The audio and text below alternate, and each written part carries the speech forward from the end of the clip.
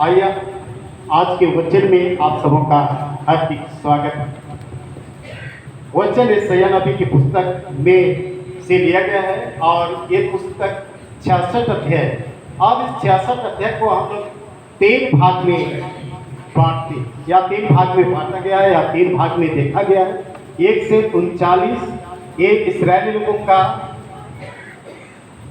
जीवन के बारे में और 40 से 55 बंधुआ के जाने से पहले बंधुआ में जाने से और 56 से 66 बंधुआ से छुड़ाए जाने के बारे में दिया गया है। तो इस 3 भाग में हम लोग इसको देखने पाते हैं और आज के वचन में बंधुआ से छुटकारा पाने की वापसी के बारे में ही आज दिया गया है। जो बाबुल का राजा नबूकदनेस्सर ने यहूदा को पराजित कर 3 बार यहूदियों को बंदी बनाकर बाबुल ले जाया गया। 3 बार, एक बार नहीं। और ये ईस्वी सन है 597, 587, 582।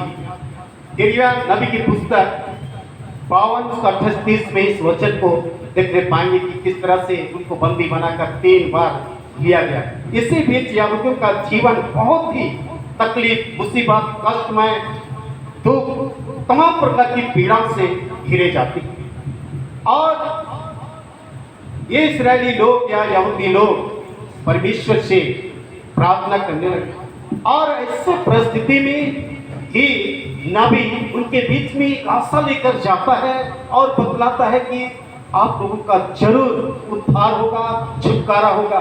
हम किसी भी परिस्थिति में पड़ते हैं, कोई भी व्यक्ति हमारे घर परिवार में आता है, प्रचार हो या पादरी हो या हमारे पड़ोसी के लोग हो, ऐसे परिस्थिति दुख की घड़ी में जब कोई भी आता है, अब ठीक हो जाएगा, चंगा हो जाएगा, आपका इलाज होगा, तो ऐसे परिस्थिति में हमारा क्या होता है? उत्साह, आनंद आता है, आशा हो जाता है कि हम जरूर ठीक हो जाएंगे। निराशा में आशा, तो ऐसे परिस्थिति में निराश और हताश में ये लोग बैठे हुए थे और ऐसे परिस्थिति में नबी उनके पास जाकर प्रचार करता है, बतलाता है कि आवश्यक आप लोगों को परमेश्वर क्या करेगा? छुटकारा देगा, छुड़ाएगा, बचाएगा और अपना देश ले चलेगा और अपना यरूशलेम में खुद से तुम निर्माण करोगे, रहोगे, घर बनाओगे और जितने भी आपका छूटा दाग की बारी हो या कुछ भी हो उसको फिर से खाने पाओगे। इसलिए आज के वचन में सारी चीज लिखा गया है। तो ऐसे आज परमेश्वर आज हमें छुड़ाता और बचाता है। आज छुटकारा देने वाला सिर्फ और सिर्फ परमेश्वर है। हर एक लोगों के जीवन में आज छुटकारा यीशु मसीह से आता है या परमेश्वर के वचन के द्वारा से आता है। इसलिए कहता है परमेश्वर हमें छुटकारा देना चाहता है। आज किसी के जीवन में ऐसा नहीं है कि परमेश्वर छुटकारा ना दे, सबके जीवन में छुटकारा परमेश्वर देता है। क्यों? क्योंकि आज हर एक विश्वासी को क्या किया है? पहरुए नियुक्त किया है। आज के वचन में हम लोग देखने पाए कि 6वां पद में, हे यरूशलेम, मैंने तेरी सरापना पर पहरुए बैठाए। यहाँ के 33-7 से 8-9 वचन में देखेंगे। इसलिए हे मनुष्य के संतान, मैंने तुझे इस्राएल के घराने का पर्व ठहरा दिया है। तू मेरे मुंह से वचन सुन सुनकर उन्हें मेरे ओर से चिता दे। यहाँ कह रहा है, हे विश्वासी, तुझे मैं पर्व ठहरा दिया है, मेरे वचन को सुन सुनकर मेरे ओर से चिता दे। क्या चिताना है? 8 में लिखा है, यदि मैं दुष्ट से कहूं, हे दुष्ट निश्चय मरेगा, तब यदि तू दुष्ट को उसके मार्ग के विषय में ना चिताए तो वह दुष्ट अपने अधर्म में फंसा हुआ मरेगा, परंतु उसके खून का लेखा मैं तुझसे लूंगा। मसीह में प्यारो, आज अगर दुष्ट काम करता है, बुराई काम करता है, गलत काम करता है, उसको आज हम मसीही लोग नहीं चिताते हैं, नहीं शिक्षा देते हैं, नहीं बोलते हैं। अगर उसे दुष्टता में मर जाता है, उसका खून का बदला आपसे और मुझसे लेगा, दूसरे से नहीं।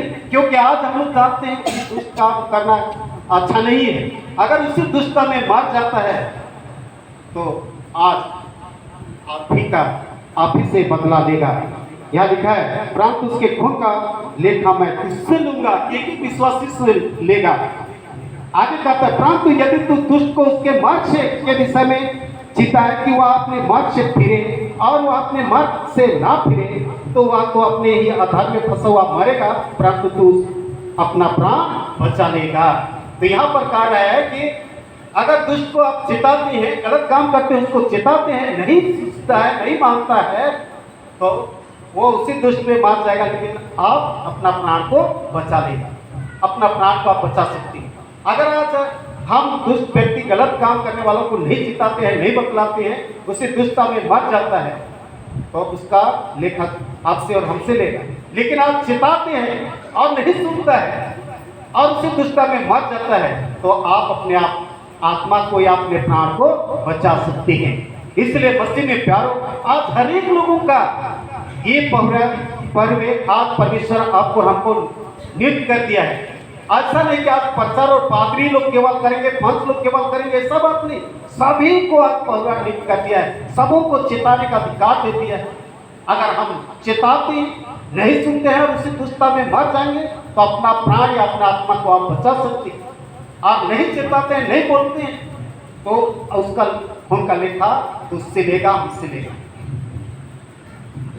तो आज इसलिए आज हर एक लोगों को वचन जो कह रहे हैं उसकी मानना है। मैं नहीं बोल रहा हूं, लेकिन वचन साफ साफ कह दिया। कहा जाता था कि हेरोद राजा इतना खूंखार राजा था और इतना क्रोधित राजा था, और जिस दिन बोला था कि जिस दिन मैं मर जाऊंगा उस दिन भी लोगों को मार डाला, क्योंकि वह जानता था कि मैं मर जाऊंगा तो कोई रोने वाला नहीं होगा। इसलिए हर एक जितना एरिया पड़ता था, उसका राज पड़ता था, हर एक लोगों को बुलाकर उसे शुद्ध कर दिया गया कि वे लोग मरने के द्वारा से परिवार के लोग क्या करेंगे, रोएंगे, और उस रोने के द्वारा से समझेंगे कि राजा मर गया, उसके लिए विलाप कर रही है, ऐसा उसका सोच। और ऐसा कहने के द्वारा से जीते जी भी क्रूर राजा था और मारपीट करता था, गुलामी में रखता था, मरने के बाद में भी जो आदेश दिया गया था उसका पालन किया गया। इस संसार का राजा का नियम को पालन किया जाता है, तो हमारा स्वर्गीय राजा का नियम को क्यों पालन नहीं करेंगे? क्योंकि आज हर एक लोगों को आज अधिकार दिया गया है, पर्वे नियुक्त कर दिया है, ठहराया गया है, और एक दिन सबका न्याय होगा। इसलिए आज हम हर एक लोगों को चेताना है, सिखाना है। जब इस तरह का जीवन आज संसारिक राजा का आदेश को पालन किया जाता है, तो हमारा स्वर्गीय राजा यीशु मसीह का भी आज हमें पालन करना है। आज यीशु मसीह कहा, मैं न्याय दूंगा।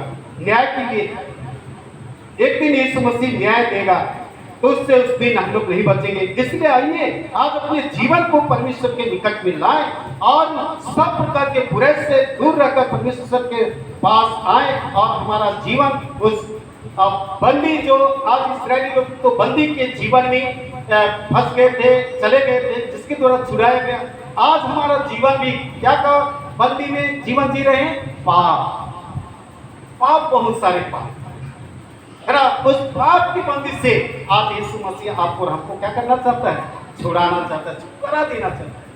जब हम प्रभु यीशु मसीह के पास आए, परमेश्वर के पास आएंगे, उसके वचन को मानेंगे, विश्वास करेंगे, परमेश्वर आपको और हमको छुड़ाए।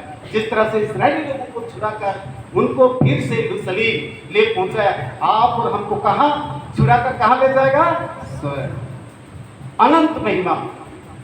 वहां पर हमारे लिए पुनर्निवास स्थान है। इस धरती में एक बार तो मनुष्य रूपी जन्म लेके आए, फिर से हम लोग एक बार नया जन्म लेंगे, मतलब आत्मा में, और वहीं पर हमारा पुनर्जन्म, नया जन्म होगा। इसलिए आज हर एक बुराई को जो हम लोग अपने पड़ोसियों के विरोध मन विचार किया है, कर्म किया है, गलत सोच विचार किया है, इस तत्व से आज हम घिरे हुए उसको छोड़कर परमेश्वर के निकट में आए। सांसारिक बंधन में जो पड़े हुए हैं, उससे आज परमेश्वर आपको हमको अलग करना चाहता है। इसलिए कहता है, हम दुनिया के पीछे भागते जा रहे हैं। संसार की चीज वस्तु, भोग विलास, ऐश्वर्य और रुपये पैसे हमें अपनी ओर आकर्षित करती है। इस दौर में अपने परमेश्वर को भूल जाए, इस दुनिया की आकर्षित, और उसी को आज हम क्या सोचते हैं कि वही वस्तु हमें आनंद या सुखदायी देती है। ऐसा बात नहीं, ऐसा बात नहीं है कि आज दुनिया का वस्तु आपको आनंद दे सकती, कुछ क्षण के लिए दे सकता है, कुछ क्षण के लिए दे सकता है इस दुनिया की चीज वस्तु, लेकिन सदा के लिए दे नहीं सकता है। जो कोई आज परमेश्वर के वचन पर चलेगा, उसके निकट में आएंगे, उसको परमेश्वर सनातन के लिए सुख समृद्धि देगा। इसलिए आज हमें सब प्रकार के कष्टों, मुसीबत से आज परमेश्वर आपको हमको छुड़ाएगा। उस ईश्वर के पास आए, मन फिरा, जीवन को प्राप्त करें। दूसरा कहता है कि परमेश्वर हमारे जीवन का पुनर्स्थापना करना चाहता है। मसीह में प्यारो, आज एक लोगों के जीवन को मसीह यीशु के लहू के द्वारा से आज हमें पुनर्स्थापना करना चाहता है। जिस तरह से राजा खुसरो ने यहूदियों को एक एक दल दल करके 3 दल में उनको भेजा, आपको और हमको भी प्रभु यीशु मसीह के देह और लहू के द्वारा से आज हमें एक एक लोगों को अनंत महिमा देना चाहता है, जिसको आज वचन में हम लोग देखने पाते हैं। यशायाह 1:18 में हम लोग जब देखते हैं तो वहां पर हमें वचन बतलाता है या कहता है 1:18 में, यहोवा कहता है, आओ हम आपस में वाद विवाद करें। तुम्हारे पाप चाहे लाल रंग के हों तो भी वे हिम के समान उजाले हो जाएंगे, और चाहे अरवानी रंग के हों तो भी वे ऊन के समान श्वेत हो जाएंगे। यदि तुम आज्ञाकारी होकर मेरी मानो, है ना।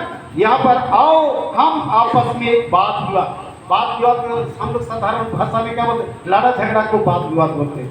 बात विवाद मतलब यीशु मसीह के वचन पर बात करें, समझें और यीशु के पास आए, क्योंकि कहा तुम्हारे पाप चाहे लाल रंग के हों तो भी हिम के समान उजेला।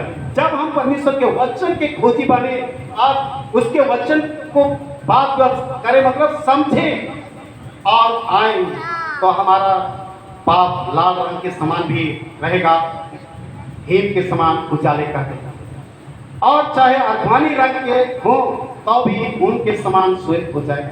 अरवानी जो हम लोग पूरब तरफ जो बारिश के दिन में आता है, साफ अरवानी रंग का कलर आता है, वैसा भी हमारा पाप है तो भी शुद्ध करेगा। जब परमेश्वर के पास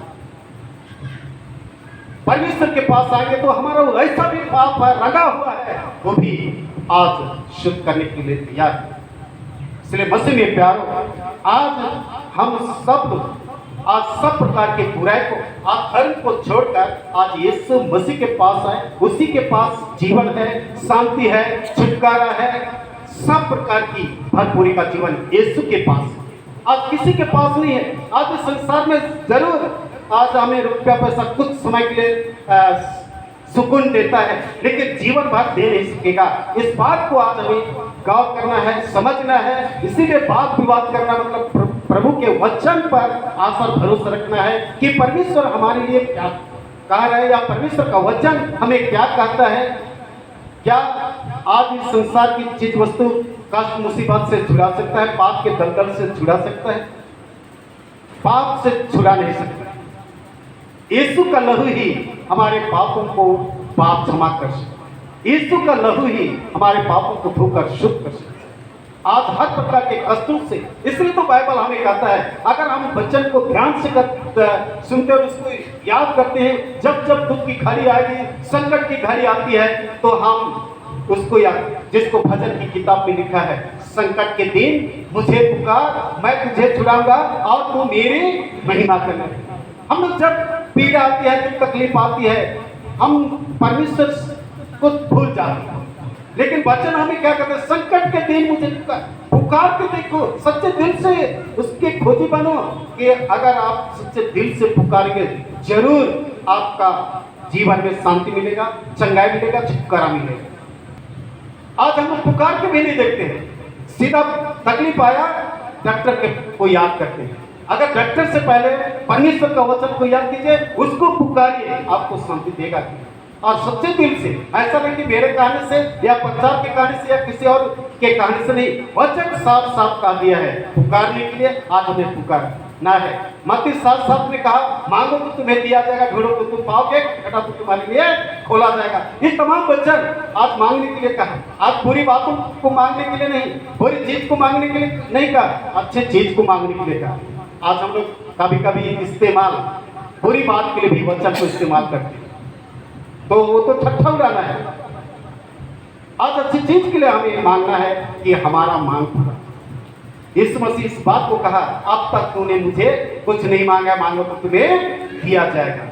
अब तक मेरे नाम से कुछ नहीं मांगा है, मांगो तो तुम्हें दिया जाएगा। आज यीशु के नाम से मांगना है कि आपका मांग पूरा हो। हमारा जीवन में जितनी भी समस्या है, उस समस्या का समाधान यीशु मसीह के पास ही है, वचन में ही है। वो डॉक्टरों का डॉक्टर और वैद्यों का वैद्य, हर परिस्थिति में आज यीशु से हमें प्रार्थना है। जब इस संकट की घड़ी में है, दुख की घड़ी में है, विपत्ति के समय में है, या किसी भी और समस्या में फंसे हुए हैं, निकालने वाला यीशु ही,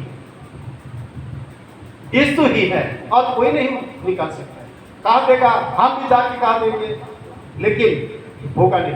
परमेश्वर का वचन ही आपके जीवन को निकाले, दलदल से कीच से उभारे। आज निकाला कौन?